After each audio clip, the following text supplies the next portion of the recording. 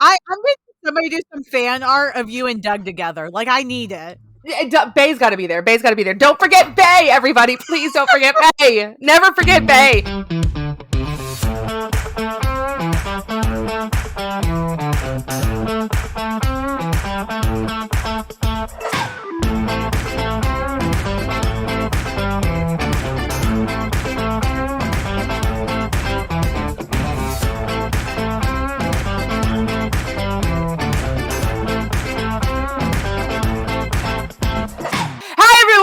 Simply amazing. I am Lisa, aka the OG Nocturne here. We're coming at you live and in studio, but not live, pre-recorded on another day. You're going to hear this another day. And I got with me my fabulous co-host, the wonderful, the amazing. She is wearing a blazer. She is looking like a boss babe. She is like, girl, I got a downline for you. I want you to join. I want you to show some leggings on my behalf. I'm going to turn it on over to her.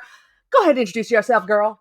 What's up, guys? I am your friendly neighborhood by Lauren, and I'm dressed like this because I just got off work and I decided to actually dress like my title is, which is a manager. So now I got a song because she works hard for her money. So hard for it, honey. That's all I got. That's all I got.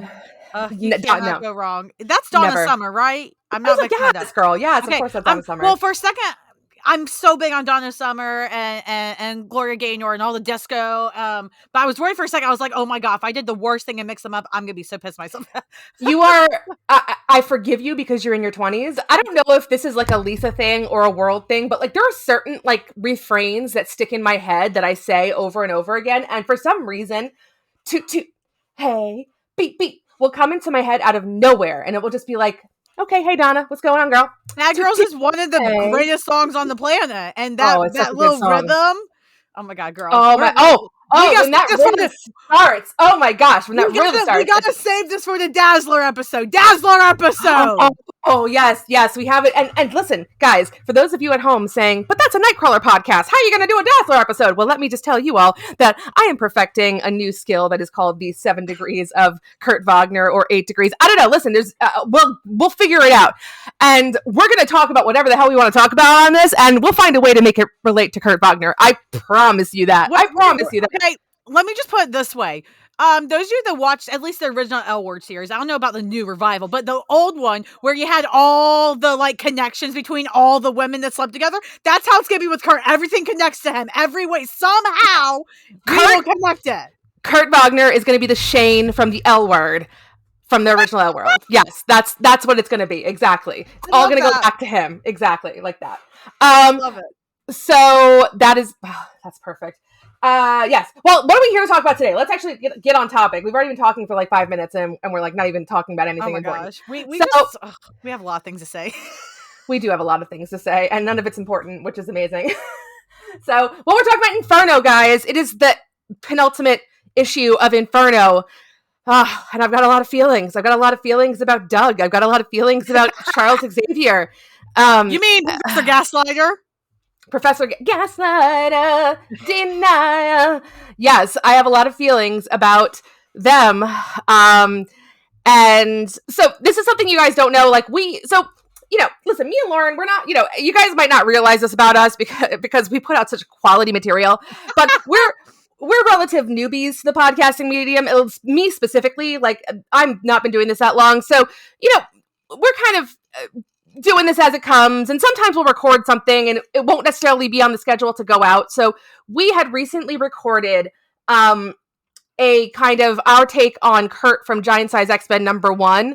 And I will tell you, going back and rereading Giant Size X-Men #1 and then coming to the current era of Krakoa is like such an enormous, like huge shift to think that when you think about the sliding time scale and you think about like, how much time has really changed, like it's been about 10 years, maybe 10, at most it's been 15 years between, Krakoa of Giant Size X-Men and the era we're in now.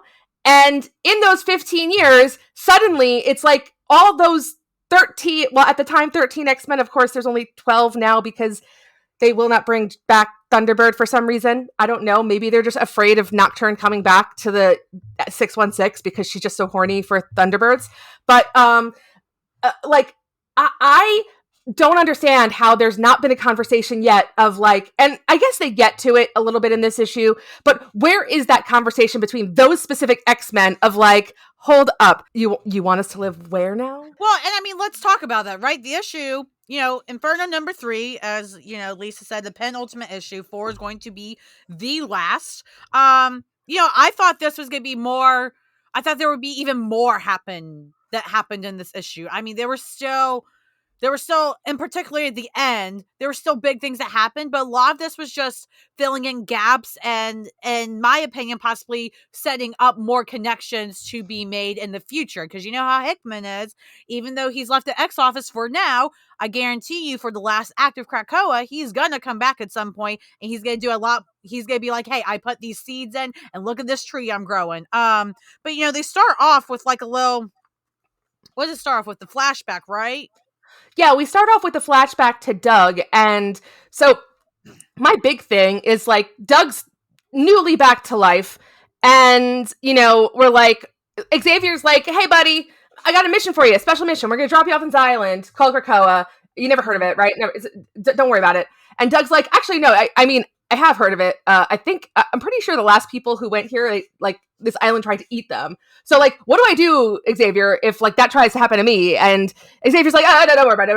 I'll see you later. Bye, and just leaves. And I love this like little panel where he's like, hey, Professor, what happens if the island tries to eat me? Oh, don't worry, Douglas, my boy. Everything will work out fine. Just like that time you died while I was having space sex. While I was in space having sex with a bird lady, which, yeah, basically is what happened at that time. So, but I think what the most important thing that we learn in the beginning of this book is not only that basically like Doug is the reason that Krakoa exists and that we have this utopia, but that he has had eyes everywhere on this island the entire time because Warlock has been everywhere on this island the entire time. And so he's known about Moira. He's known about everything. Yeah, again, Hickman has this pattern of, he likes bringing out these characters that have been, underused, underrated, or whatever, and making them very prominent characters. Moira is the obvious biggest example. Destiny's another one. And, Doug and Warlock, these two could very well become, because they've already become more prominent than ever, and they could potentially become more pieces on the chessboard. That we were like, they're just there, whatever. They could become bigger than pawns, and it looks like that's something that Hickman's hinting at. It's think about this. Go back like 20 years and like tell X-Men fans of 20 years ago, like in 20 years, the future of mutant kind is going to hinge on Moira McTaggart, Destiny, and Doug Ramsey. It's absolutely wild. It's crazy, but I love it. I love it. The X universe is so vast and there are so many characters, and I love when these deep cuts are made, and not that any of these characters are terribly deep cuts. I would not call these characters deep cuts, but when we can make these stories about more than just Wolverine and Scott and Xavier and Magneto and the usual suspects, and we can really give importance to these other characters. I love that. I never really cared much about Doug ever in my life until Hoxpox and until that all of these stories made me care about him, and now he's like one of my favorite characters. So I love it. It's like having a friend for like 20 years and realizing 20 years later, oh my gosh, this is actually my soulmate, and I've been not seeing it this entire time. What's wrong with me? That's you with Doug and Bay. That's me with Doug and Bay, but it turns out he's actually married to an Iraqi he just met, but also in like a lifelong soul bond with some techno-organic alien. And you know what? Listen, I don't need to get into that mess. I really just don't need to So speaking of mess, so yeah, like you said, Professor Gaslighter, gives him this mess and says, hey, you can do a bye and whatever. And then, but eventually he figures it out. And, we see that a month later from that time, Professor Gaslighter brought back all the Cuckoo Sisters. He got them all back. And, Doug is like, wow, that actually happened. That's actually wild. Yeah, we just like the next couple of 8 pages are like just, showing how they did all the things that we know they've already done, right? Which is creating the gates, creating all the places they live, creating basically everything that we already know. But what we really see is when we find out about how they were asked to create a secret place, and Doug's basically like, yeah, we'll create it for you, but I mean, I'm gonna put Warlock in there and we're gonna know about it. And and then we find out that he heard the whole conversation between Moira, Eric, and Charles about how she wants Destiny gone. You have a character here who is being sold a utopia on one level, but is aware of what's going on behind the scenes. It's so interesting. It's a great start to the book. I mean, that's like just the beginning. Yep. And yeah, I agree with a lot of stuff with Doug. You thought about the Doug stuff more than I have, to be honest, but you make a lot of good points with why Hickman chooses to spend that much time and that many pages on him and going back on that stuff. Where I started getting interested when I first read this issue was the next part where we see Destiny and Mystique go meet with Emma Frost. And, they were summoned and they talked to the cuckoos? It said The cuckoos, right? cuckoos, yes, the Okay, it's not cuckoos. cuckoos. I don't know why my brain just said that. Anyways, I'm very tired today, guys. Sorry. It's all The good. cuckoos. They go and Destiny basically, screws around with them and basically tells them that 2 of you will find love, 3 who will not. 1 is changed forever, 7 from the 5, in other words, and 1 of you never recovers. And they're like, which is which? And then Destiny's just like, how would I know that, my dear? As you just said, there is no difference, right? And then there's this beautiful panel where we see Mystique and Destiny like take each other's hands and then walk into the room to go talk to Emma. And I can't really explain why I love that panel so much because like it's just holding hands. Maybe it's just the sapphic yearning in me, but like they're holding hands. Well, you know what? You know why that panel is important is because usually, and again, I am a relatively straight woman who is commenting on this, but usually when queer relationships are like depicted, it's always like these little things are usually not the things that are depicted. It's always like they're kissing or they're like having sex or something like that, but like these little touches are never usually part of that. Am I right? I mean, it depends on the medium, to be honest. So, like, I might be in wrong about this. I TV, could be totally wrong. I mean, I would agree with that in comics, actually. Well, and we usually don't see it. It's usually hinted at, right? It's like, oh, well, they did it off panel, or they do it in the background. This panel, it's very in your fucking face. Look at those 2 hands, and look at them holding them, and Oh look at their yeah. union, and how they are, on the same team, basically, and all that. Like, it's very in your face. Whereas, yeah, a lot of times, like, even if there are little touches, it's in the background. And then 2, I would agree with in terms of comics, I don't see a lot of that with, in particular, queer couples. But I mean, TV is a different medium. Like TV, I wouldn't say it's the same thing, but with this medium, yeah. Yeah. I just feel like these little touches, these little kind of like these small intimacies sometimes are like so important and so like meaningful. And I love that. And I gotta tell you, I love this part. I Destiny is bringing the shade back to all Krakoa has been burning like a crisp, and she's like, I got you all. I got the shade for this whole island because she is taking these girls down, and I love it. I love it. I okay, I'm gonna be straight. I tweeted this. I did not read Young Cable, so I could be completely wrong. And Lauren, I don't know if you read it and you could correct me, but I have a headcanon that the reason they're like, we are one, we are a collective now, is that Young Cable was like, yeah, you guys are like one, right? So like, I mean, if I date like one, like I date one of you, I date like all of you guys, right? Like that makes sense, right, guys? And they're like, okay, that makes sense. I just had this like headcanon that Young Cable basically like dude rode them into this idea that they are one, so he could date them all with no excuse. I mean, I don't know, and I really have no opinion on it because I don't really pay attention to cable that much. I still have a lot to learn with cable, so sorry, guys, to disappoint. Yeah, same, but I love my headcanon anyway. And you know what? Those Summers men, they love clones. Yeah, they So do. Well, anyways, they love a lot of things, but you know, so when they it's walk in true. the room, It's it's true. a whole little talk where Emma basically tells Mystique and Destiny straight up that Moira has been alive this whole time. She is a mutant, and that she's working with Charles and Eric in secret. And they basically, I love this conversation because the three of them have a very honest conversation. And Emma shows them what she has seen from Charles and stuff. Um, and Emma's just like, look, I can't trust those fools, and Yeah, I'm not basically. with this shit. I also don't trust you, but if I'm gonna accomplish what I need to accomplish, which is stopping those fucks, or at least surviving those fucks and making sure the kids I care about survive those fucks, then I think the best bet is to partner up with you guys to do that. And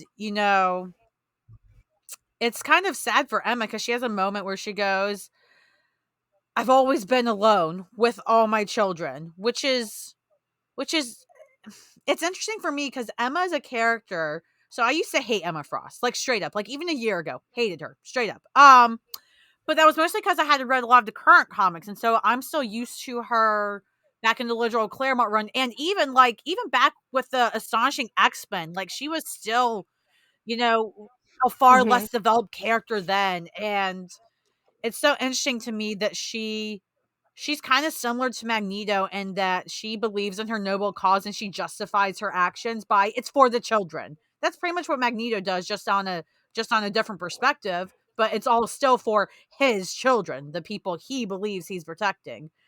So she, Yeah. so I like it. I've seen the theory where people have talked about how instead of just Xavier and Magneto representing, the two ends basically, it's more, Emma can make a third to make a triangle.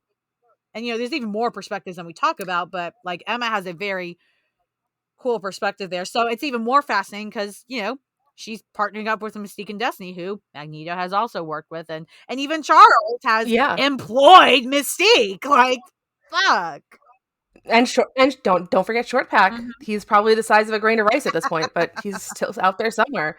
Um, I, you know, something came to mind when I was listening to you speak about this and rereading the pages, and it's that I don't, when it comes to Emma's decision, um, about this, um, I don't blame her for deciding to side with them because they're the side that never decided not to resurrect somebody. You know what I mean? Well, I Like, don't I don't think I don't think Emma's um, choosing a side other than her own. Emma never chooses a side that's not her oh own. yes. Oh yes. But I see the thing is that there's never been any rules on resurrection except that like you have to be a mutant. That's been the only rule for resurrection, right? Is you have to be a mutant, essentially, which they've already broken that rule with a couple, whatever. But basically, the rule is you have to be a mutant.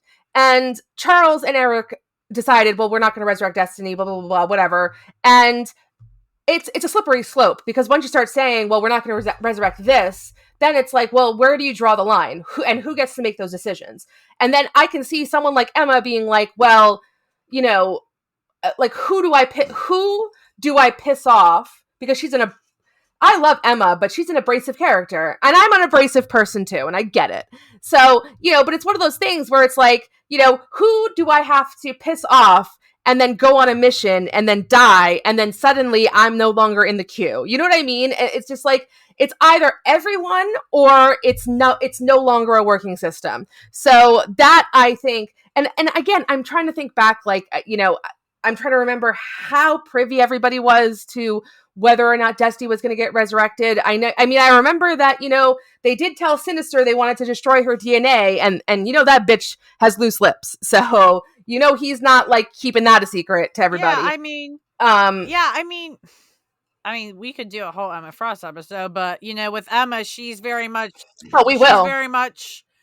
I mean, she's not one of those people that says I want to take down the system. Like she wouldn't see the problems with like she'll see the problems with resurrection and know it's a problem and get pissed off when it inconveniences her.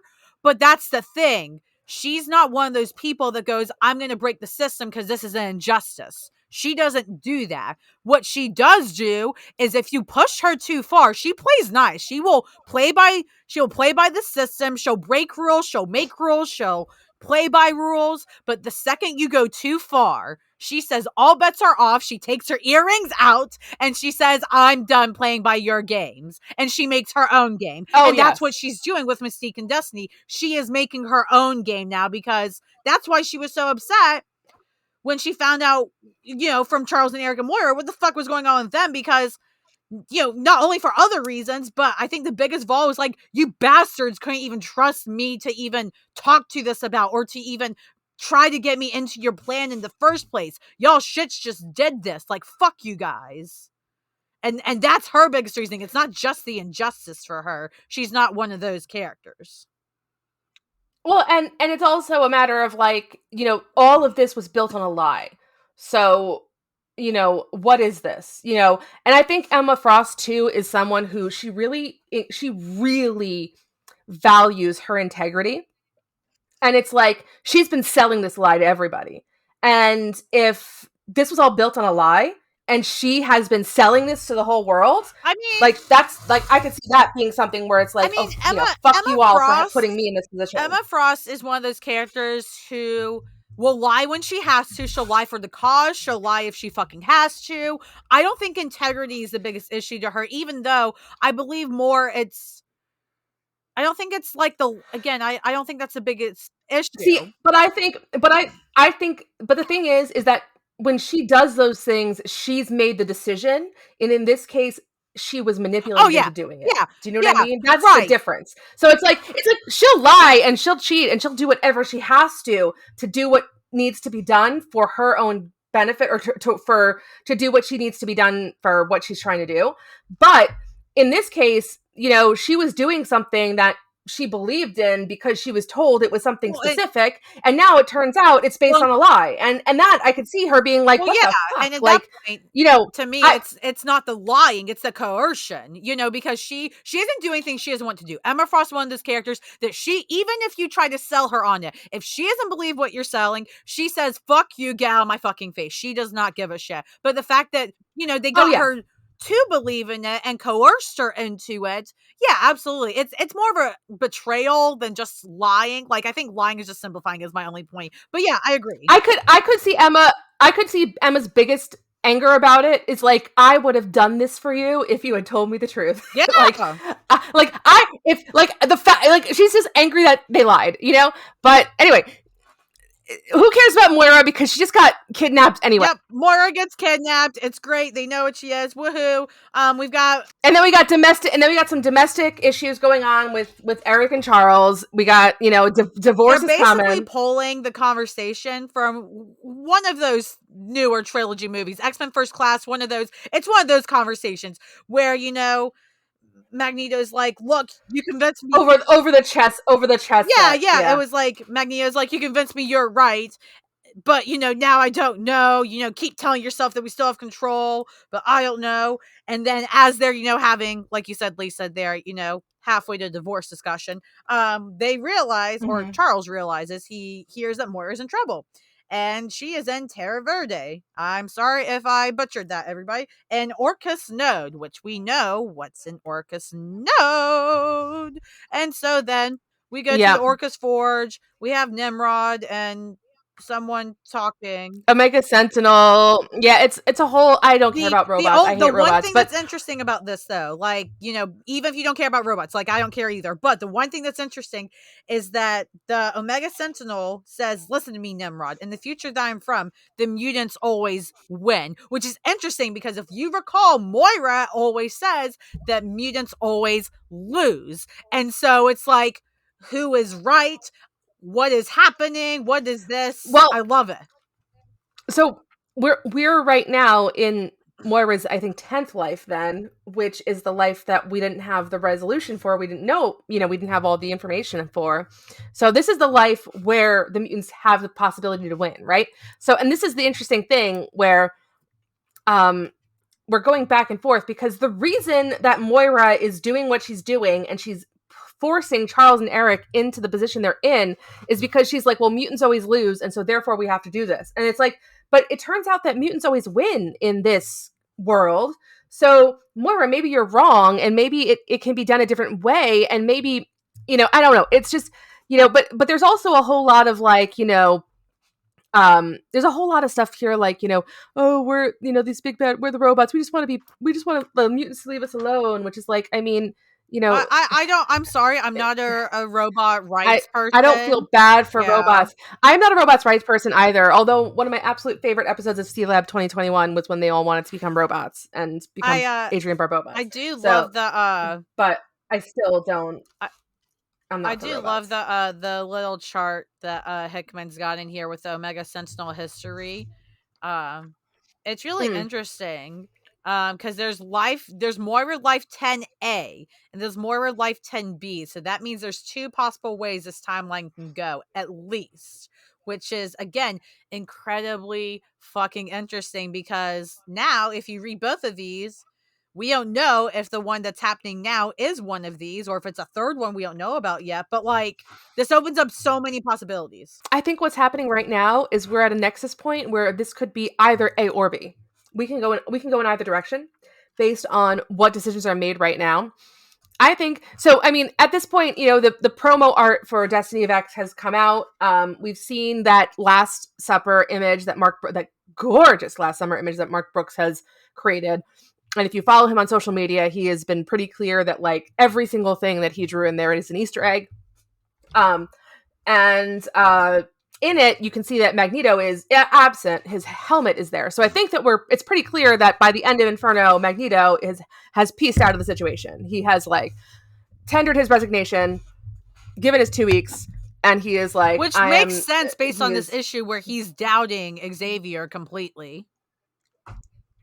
yes, well, yeah, exactly, and of course, and Mystique and Destiny are just like well, So, anyways, we were right the I whole think time. I think we should just get to what they're doing because that was not the last time we saw them in this issue with Emma Frost. So anyway, Moira was kidnapped, right? And Xavier and Magneto are like, well, where is she? Well, she's not dead, so let's keep looking in the space. And they find the room she's in. So obviously they have to get into it because it's behind a steel door. And in the door, though, in that room is Moira. And Mystique is there and Destiny is there. And Mystique's basically like, do you honestly think those men are coming to save you? I hope not. Because you couldn't be more wrong.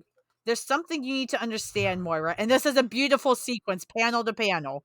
They cannot save you. And you see Xavier and Eric get into the room with Moira and see her. Her arm is like messed up. Wait, no. So she's not even in the same room. So they cut off her. I don't. Does she have a tracker in this arm or something? I think she must have a tracker in this arm because they cut off her arm and leave her arm in this one specific room and have her somewhere else. And then they have so that Charles and Eric show up, but they send Orcus. Orcus shows up too, and Nimrod. And that's the So ending. it's like one of those things. Like, yeah, so basically, it looks like Mystique and Destiny set Charles and Eric up, which I'm okay with that. I'm fine with Honestly, that. You know what I mean? I'm Like, look, listen, listen, I'm like honestly kind of more upset that like they want to continue this Krakoan era, not because I don't like it. I like the Krakoan era, but because if things had gone the way Hickman originally planned it, it's very possible that in this Inferno event that like Xavier or Eric or both of them, whatever, could have been killed here. They could die in Inferno, mhm. but now that they have chosen to continue Krakoa to go against, what Hickman did, they're extending it. It's not going to happen. And I'm here like, I want Xavier to die. I'm sorry, guys. Sorry, Xavier Sands. Don't know where you are, I, but he gotta go. I, I do not want Xavier to die because every time Xavier dies, he becomes like a martyr, and it's just like I don't want that. I don't care. I I don't need want that Emma anymore. Frost to reveal what he's done, and then when he dies, or you know what? Don't kill him because resurrection and all that, right? Throw him in the pit. Thank you. But we got, Oh yeah, put him but in we the got to find hole. out what's Put him in happening the in the hole. pit in the Sabretooth line, right? We don't know what happens down there. Sabretooth's down there with like he's got every like streaming service. He has watched all of the uncut episodes of The Office that they put on Peacock, he is living his best life. He's having a great time. He's just like screw mutant whatever. Like he's like, you know what I don't have to do? I don't have to go fight Nimrod every week and get killed. That's what I don't have to do. Yeah, but So now, spoilers for Hellions, in case you guys have not read that issue, go read it and cry with me. But spoiler alert for that. Now he's got a whiny, overgrown child named Peter, Orphan oh, Maker, and Nanny in the pit with him. oh God, Nanny's I there too. know, and Oh, I'm really wow. sad about the fact Pierre got put in the pit, y'all. I know this is not Hellions episode, but like, I'm really fucking sad. And like, when Kurt, again, let's bring it back to Kurt, guys. When Listen, he literally said, guys, he's a child. We can't do this to him. And they all still said, nah, we're gonna put a kid in the pit. I was like, I'm heartbroken, guys. I'm fucking heartbroken. Kurt was like, no, he's a child. And then the rest of them were like, well, I mean, we got our law from Texas. they So I'm they sorry, really guys. said we're gonna try him as an adult, and it's like, what the fuck? You mutants Mm, really think you're better than humans when you're trying a kid as an adult? mm, Like, fuck mm, mm, you. mm, mm, mm, mm, mm. I did love when Mystique was like, who said that now? And it's like, oh, you bitch. You know what? How about you just take a breath? How about you just take a I step love back, you her know? so much. She's a fucking mess, but I just love her. She's such I do love her too. Don't get me wrong. I love everything about her and she is a mess. But it's just one of those things where it's like she's one of those it's like, you know, maybe like maybe bite your tongue when the son that you tried to murder several times is Okay, speaking. Like, you know, it's one here's of the those things. thing. Now that Destiny is back, Mystique doesn't want to bite her own tongue. She has other things to do. She has other tongues. Mm. She's probably feeling sassier than ever now that her wife's back. She's like, oh, let me just like feel myself and show off in front of my wife a bit.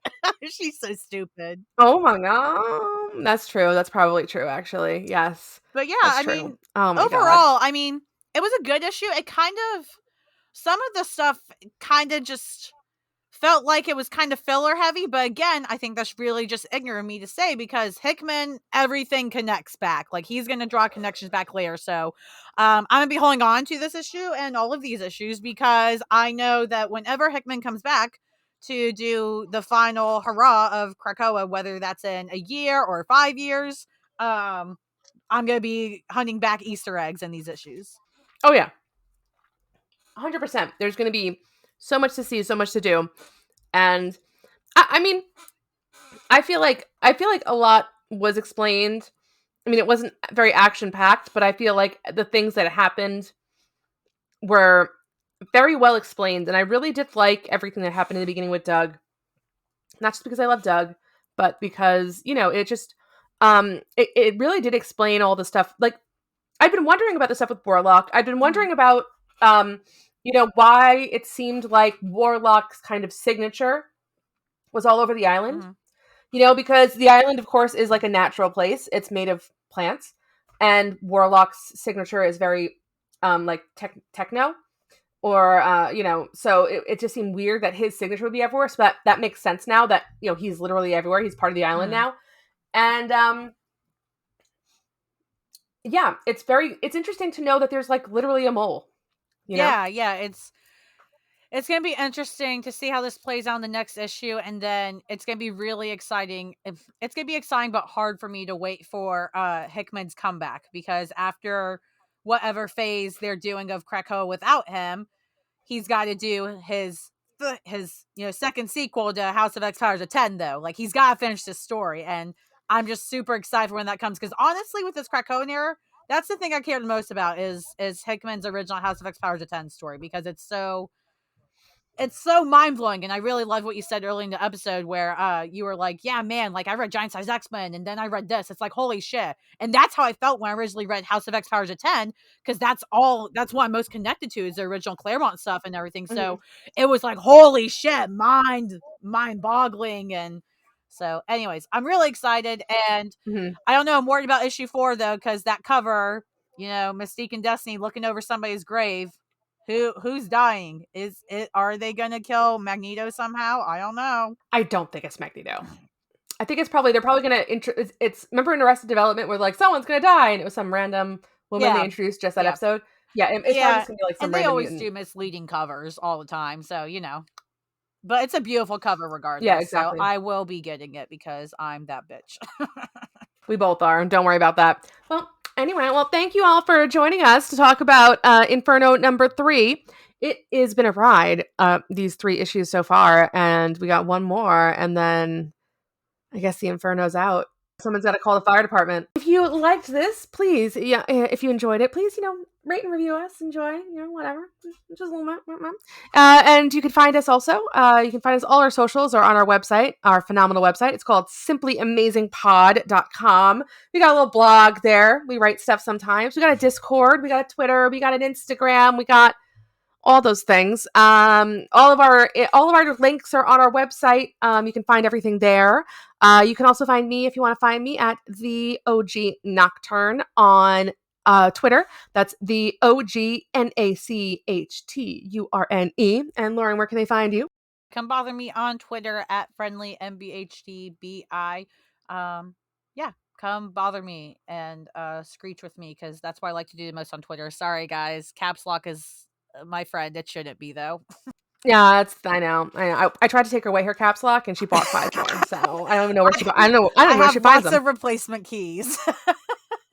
She just keeps finding them. Like, I don't know where she finds them. Like, you know what? Like, honestly, I heard that there's like a bandit in your town that's like. You know what? I totally didn't bribe Judge Lisa or anything to hook me up with some connection. Oh, Judge Lisa. She's got a lot of connections. Let me tell you, she had a rough life. Well, anyway, for those of you out there, thank you again for joining us. And if you were listening and right now you are feverishly typing out a review to cancel us because you are a robot rights activist, well, shut the hell up, because robots suck and they don't deserve any rights anyway. But the rest of you are simply amazing.